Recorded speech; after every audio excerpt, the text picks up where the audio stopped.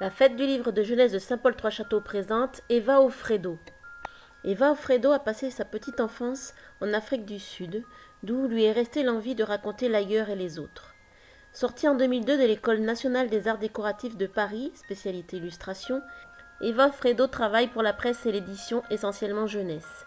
Aujourd'hui, elle enseigne son goût et sa passion pour le graphisme et l'illustration au pôle supérieur de design en Limousin.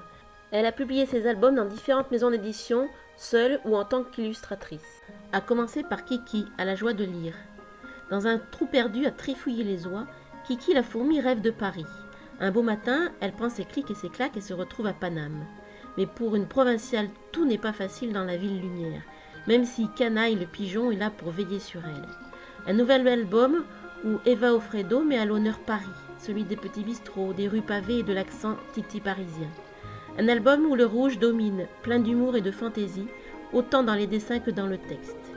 Dans la même collection, Matcha nous entraîne au Japon. Matcha est une grenouille verte et malicieuse qui vit dans un marécage au Japon et aimerait bien des bébés avant l'hiver.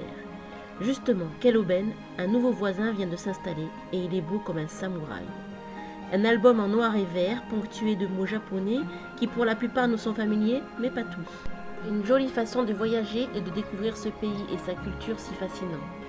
Aux éditions à pas de loup, le kiwi des kiwis et le dodo du dodo. Les animaux dorment aussi. Le dodo fait dodo, au même instant la vache rêvasse, le bois bâille. Et moi ? Un imagier autour du sommeil et de ses rêveries avec des illustrations pétillantes dès un an. Eva Offredo a également illustré plusieurs albums d'Alex Cousseau, dont Le Roi, La Graine et leurs enfants chez Sarbacane. C'est une histoire à double narration, où se croisent au pied d'un biloba sacré un couple sans enfant et un roi sans reine. Le vœu du couple sera exaucé. Un enfant leur naît, mais si petit qu'il le nomme grand d'un pouce. Celui du roi n'est pas celui qu'on croit. Le voilà qui sème aux quatre coins du royaume des graines de l'arbre sacré. Bientôt la forêt recouvre le pays, et le rêve secret du roi est exaucé.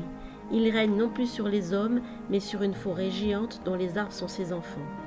Devenu roi à son tour, Grand d'un pouce n'a plus qu'à choisir son propre rêve à poursuivre. Elle a aussi collaboré avec Agnès Chaumier pour la collection Promenade sonore chez Didier Jeunesse. Voyage en mer, dans ma ville, un jour à la campagne, là-haut dans la montagne, voyage dans le ciel et dans la forêt des drôles de bruits, sélectionnés pour le prix Pichou 2018. Une balade poétique en forêt composée de bruitages, ni tout à fait réaliste, ni tout à fait imaginaire, pour s'éveiller et grandir. Le vent dans les arbres, le toc-toc du pivert, les oiseaux dans les arbres créent une ambiance fascinante et douce. Eva Offredo, une auteure illustratrice aux albums colorés et espiègles, qui saura faire voyager les tout petits et les plus grands.